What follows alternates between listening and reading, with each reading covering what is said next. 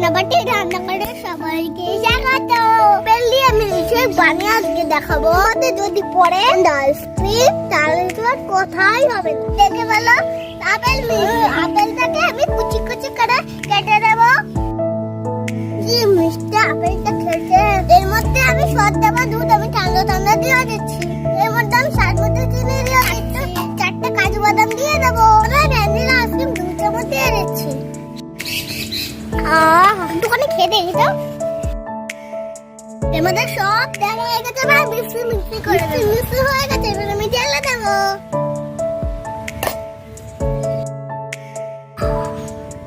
চাটা তো বলার মতো না, ফাটাফাটি হচ্ছে। ভালো লাগে তাদের পানিটা বানিয়ে ফেলো। একটা ঠান্ডা লেগেছে তাই বরফ দিয়ে ফেলাম না, তোমার